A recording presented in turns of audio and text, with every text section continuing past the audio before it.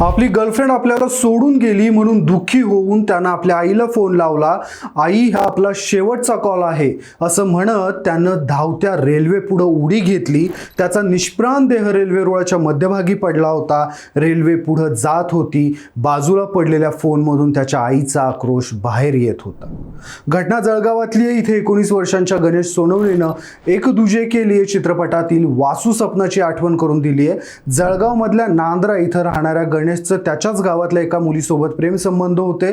दोघेही 4 मेला घर सोडून निघून गेले होते. 2 आठवडे बाहेर काढल्यानंतर गणेश पुन्हा आपल्या गर्लफ्रेंडला घेऊन जळगाव रेल्वे स्टेशनवर आला.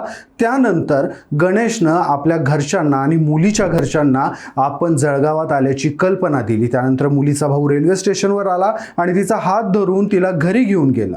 या दरम्यान गणेश आणि त्याच्या गर्लफ्रेंडच्या भावामध्ये वादावादी झाली. आपली गर्लफ्रेंड आपल्याला सोडून गेली, ती आपल्याला परत कधीच भेटणार नाही या कल्पनेनं गणेशचे हातपाय थरथरू लागले आणि आपला शेवट आहे हा हे गणेशने ठरवलं आणि आपल्या आईला फोन लावला.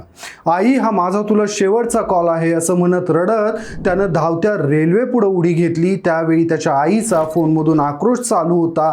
बाळा, असं करू नको म्हणून त्याची आई टाहो फोडत होती. मात्र प्रेमात आंधळ्या झालेल्या गणेशनं आपल्या आईचं एका शब्दानंही ऐकलं नाही आणि आपलं जीवन संपवलं. घटनेची माहिती कळताच RPF पोलीस घटनास्थळी पोहोचले. त्यावेळी देखील गणेशचा आईचा फोन चालूच होता. त्या पलीकडून त्याची आई आक्रोश करत होती. तब्बल 23 मिनिटं त्याच्या आईचा फोन चालू होता. यामुळं पोलिसांच्या देखील डोळ्यात पाणी आलं. गणेशची बॉडी नंतर उत्तरीय तपासणीसाठी रवाना करण्यात आली.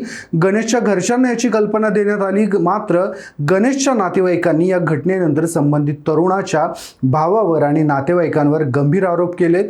त्यांनी शिवीगाळ करून कुटुंबाला संपवण्याच्या धमक्या देत गणेशला आत्महत्येस प्रवृत्त केल्याचा आरोप गणेशच्या कुटुंबियांनी केला. या संदर्भात त्यांनी जिल्हा पोलीस अधीक्षकांची भेट घेत न्यायाची मागणी केली आहे.